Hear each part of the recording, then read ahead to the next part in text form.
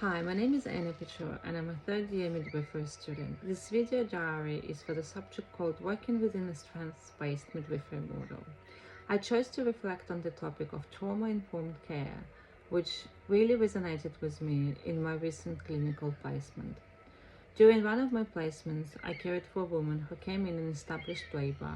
She was under the influence of substances, had a history of sexual abuse, was experiencing homelessness, and this was her fifth pregnancy. None of her previous children were in her care, and the friend who was with her on birth unit would be assuming custody of this baby. This situation initially made me feel overwhelmed, and it was so easy to jump to judgment, to ask, why get she pregnant again? Why did she get pregnant again? But through this course, I've learned to reframe those thoughts and focus on compassionate and trauma-informed care. So instead of thinking, what's wrong with her? Why she's doing this? I would channel my thoughts into the thinking of what happened to her. Trauma-informed care means recognizing the impact of trauma and understanding path to recovery. It involves creating a safe, non-judgmental environment. One of the most important aspects of trauma-informed care is communication. How we speak, how we listen, and how we respond to women who may carry deep psychological and emotional wounds. So, during that placement, during that experience, what I did first and foremost was avoiding making assumptions. So instead, I offered care rooted in empathy and respect. I explained everything step by step, what I was doing, what she might feel, and asked for permission before any physical contact. I avoided sudden movements, didn't enter without announcing myself, and ensured others in the room did the same. I was careful with language. I avoided phrases like you should have or why didn't you, which can be shaming or triggering. I made everything possible that she feels that she's in control of her birthing experience.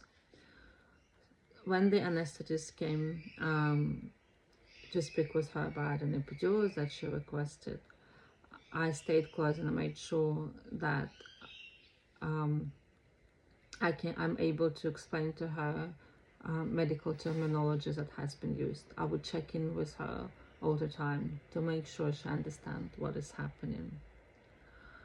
When it was time to push, the baby, she became very distressed. And she started saying that she wants to have a C-section. The baby head was visible, so it was late for C-section. And me and the midwives were explaining that to her with care and telling her that she will need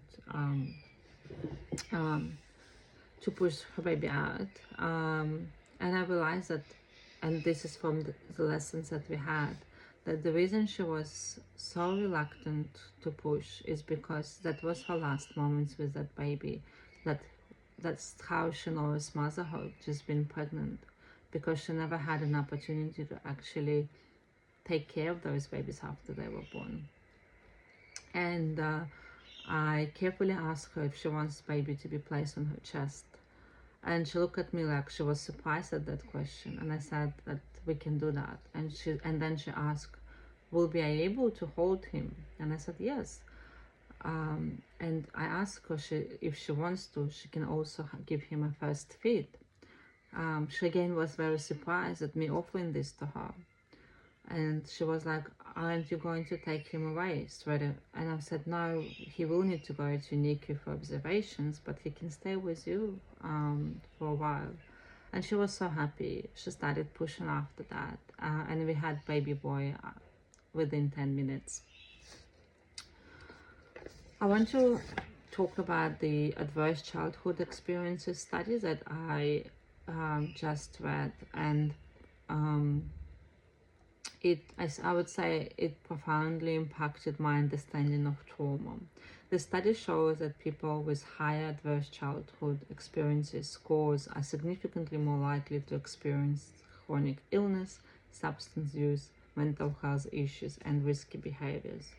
So this woman I was caring for, her life trajectory reflected all of these realities, not by choice, but as a response to deep unresolved trauma. I realized that adopting a trauma-informed perspective allows us to support women with understanding and empathy rather than blame. I should say that this whole experience was confronting but transformative. It challenged my biases and deepened my empathy. I now better understand how trauma shows up in women's lives and how, as midwives, we are uniquely positioned to offer that woman-centered, healing-centered care. In conclusion, trauma-informed care is essential in midwifery, especially when caring for women facing multiple vulnerabilities.